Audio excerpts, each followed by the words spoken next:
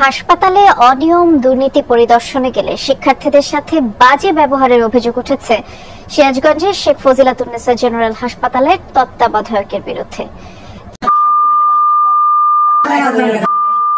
সামাজিক যোগাযোগ মাধ্যমে ভাইরাল সিরাজগঞ্জ বঙ্গমাতা শেখ ফজিলাতুন্নেসা মুজিব হাসপাতালের তত্ত্বাবধায়কের এই ভিডিও, যেখানে অশ্লীল আচরণ করছেন রতন কুমার রায়।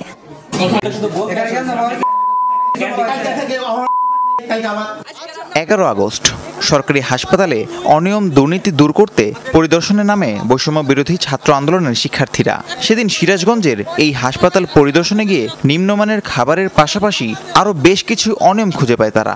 এই বিষয়ে হাসপাতালের তত্ত্বাবধায়কের কাছে অভিযোগ জানালে ব্যবস্থার আশ্বাসও দেন তিনি।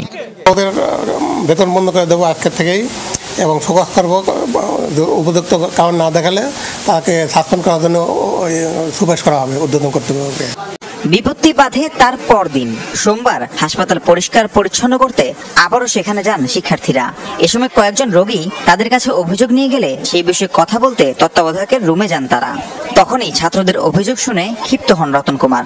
প্রথমে অশ্রাব্য গালাগালি, এক পর্যায়ে অশ্লীল আচরণ করে বসেন রতন। আমরা স্যারের সাথে কথা বললে তিনি আমাদের সাথে খুবই খারাপ ব্যবহার করে এবং এক পর্যায়ে আমাদের গলা কেটে হত্যা করার হুমকিও দেয়। আমাদের সামনে প্যান্টের চেন খুলে আমাদেরকে তার দেখানোর চেষ্টা করে। তত্ত্বাবধায়কের বহিষ্কার চাই এবং আমাদের সকল ছাত্রছাত্রী যাদেরকে সম্মানহানি করছে সকল ছাত্রছাত্রীর কাছে ক্ষমা চাইতে হবে। উনি হচ্ছে একটা ছেলে হয়ে দুটো মেয়ে ছিল, ওই মতো অবস্থায় উনি প্যান্টের চেন খুলে ওনাদেরকে ছেলে মেয়েদেরকে দেখাইছে। ওনার কাছে আমরা সহযোগিতা চেয়েছিলাম, কিন্তু উপরন্তু উনি আমাদের সহযোগিতা তো করেই নাই, বরঞ্চ আমাদের সাথে মিসবিহেভ করেছে। সে সরাসরি হত্যার হুমকি দিছে। হত্যার হুমকি দেওয়ার পরে সে হয়তো সময় পায় না, সেজন্য সে কাজটা করতে পারে নাই। এছাড়াও সে ওখানে স্টুডেন্ট ছিল, মেয়ে ছিল, ওখানে সে শ্লীলতাহানির মতো কাজ করছে। এরপর তত্ত্বাবধায়কের অপসারণের দাবিতে আন্দোলন করে ছাত্রছাত্রীরা। জেলা প্রশাসকের কার্যালয়ে রতন কুমারের বিরুদ্ধে অভিযোগও দেয় তারা। এ সময় হাসপাতালের তত্ত্বাবধায়ককে বরখাস্ত করার আশ্বাস দেন জেলা প্রশাসক। উনি আমাদের জানাইছেন যে উনাকে বরখাস্ত করা হয়েছে।